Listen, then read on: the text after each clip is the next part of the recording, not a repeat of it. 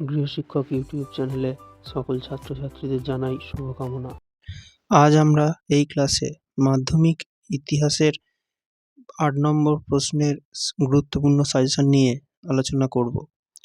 এই ৮ নম্বরের প্রশ্ন যেগুলো থাকে এগুলো লেখার সময় তোমাদের একটা জিনিস অবশ্যই খেয়াল রাখতে হবে যে এই ৮ নম্বরের প্রশ্নের উত্তরগুলো তোমাদেরকে কিন্তু ১৫ থেকে ১৬টা বাক্যের মধ্যে লিখতে হবে। সেই জন্য ৮ নম্বরের প্রশ্ন মানেই যে অনেক বেশি লেখা, এটা কিন্তু কখনোই তোমরা করবে না। ঠিক আছে?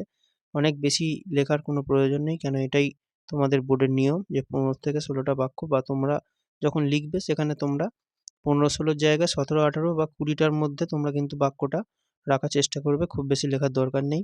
কেন এই একটা প্রশ্ন লিখতে গিয়ে তোমাদের অনেক বেশি সময় চলে যেতে পারে।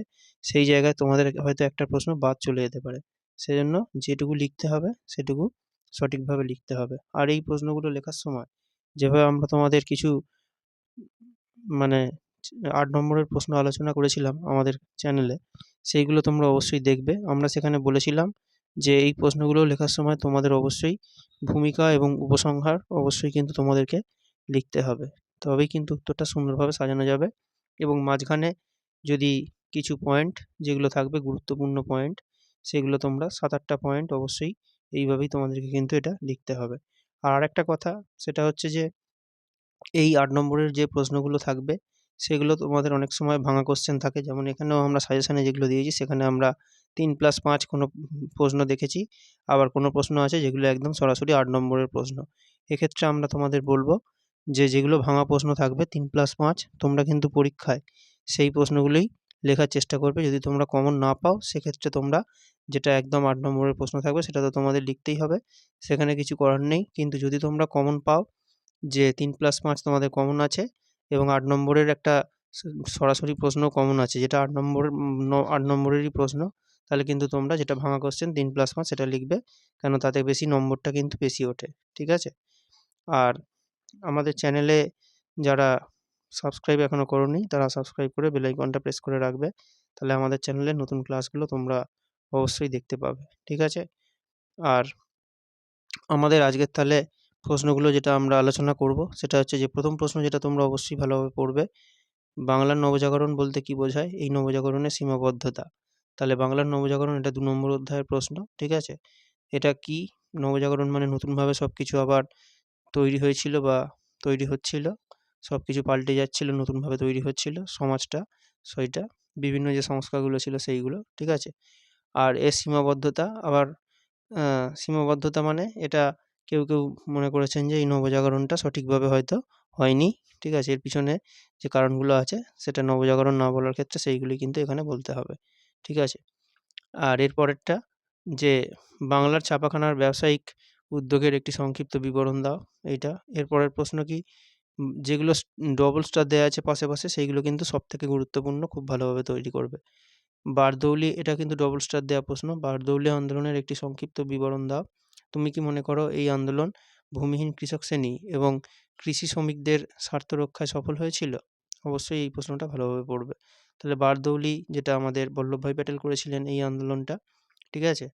আর এটা কি কৃষকদের জন্য আর শ্রমিকদের জন্য, শ্রমিকদের স্বার্থের জন্য, মানে তাদের নিজেদের জন্য কি এটা খুব সফল হয়েছিল?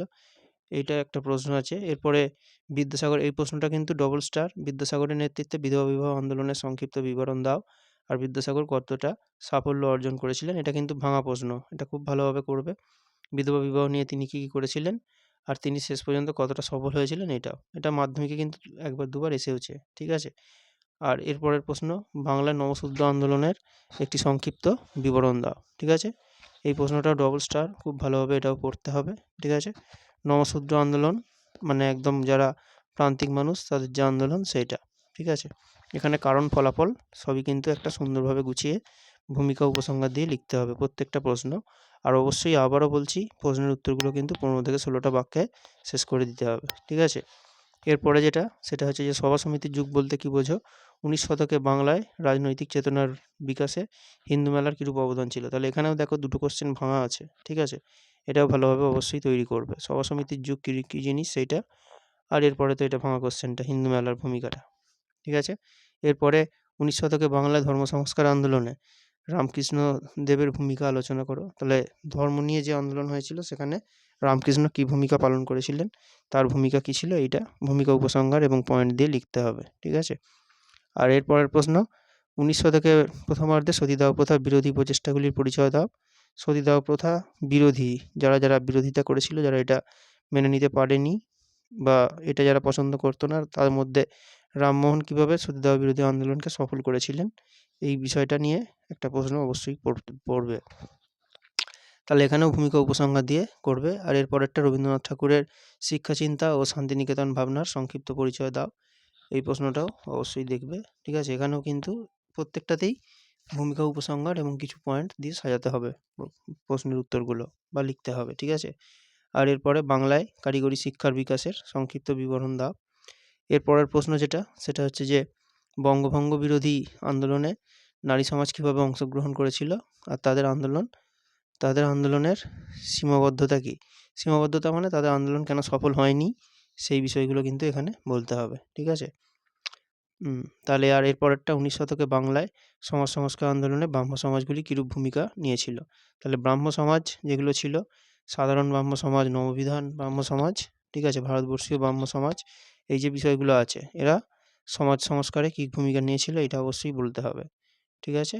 আর এরপরে 20 শতকে ভারতের ঔপনিবেশিক বিরোধী আন্দোলনে বামপন্থীদের ভূমিকা আলোচনা করো। তাহলে ঔপনিবেশিক বিরোধী আন্দোলন মানে ইংরেজদের বিপক্ষে বামপন্থীরা যে আন্দোলনগুলো করেছিল, কীরকম তাদের ভূমিকা ছিল, তারা কী কী আন্দোলন করেছিল, সেইগুলো নিয়ে লিখতে হবে, ঠিক আছে? আর এরপরে শিক্ষা বিস্তারে প্রাচ্য ও পাশ্চাত্যবাদী বিতর্ক কী? প্রাচ্য পাশ্চাত্য বিতর্ক, এটা 2 নম্বরেও তোমরা পড়েছিলে, এখানে একটুখানি তার থেকে বড় লিখতে হবে, ঠিক আছে? আর উচ্চশিক্ষা বিস্তারে কলকাতা বিশ্ববিদ্যালয়ের ভূমিকা কেমন ছিল? সেই সময় কলকাতা বিশ্ববিদ্যালয়ের কী ভূমিকা ছিল? একমাত্র বিশ্ববিদ্যালয় ছিল গোটা এশিয়ার মধ্যে সেই সময়, তার ভূমিকাটা এটা এখানে বললেই হবে, ঠিক আছে? অনেক বিষয় পড়ানো হতো, ভূমিকা উপসংহার থাকবে, ঠিক আছে? আরেকটা প্রশ্ন যেটা হচ্ছে যে সংক্ষেপে মহাবিদ্রোহের চরিত্র অথবা প্রকৃতি বিশ্লেষণ বা আলোচনা করো। একই প্রশ্ন এখানে, মহাবিদ্রোহ আর সিপাহী বিদ্রোহ কিন্তু একই, এটা তোমরা অবশ্যই মনে রাখবে, ঠিক আছে? আর শেষ প্রশ্ন, সশস্ত্র বিপ্লবী আন্দোলনে নারীদের ভূমিকা বিশ্লেষণ করো। এইগুলোই তোমরা খুব ভালোভাবে তৈরি করো। আমরা আশা করি তোমরা এখান থেকেই কিন্তু তোমাদের মাধ্যমিক পরীক্ষায় অবশ্যই প্রশ্ন কমন পাবে, ঠিক আছে? পরের ক্লাসে আমরা তোমাদের এরকম আরও কিছু সাজেশান নিয়ে আলোচনা করব।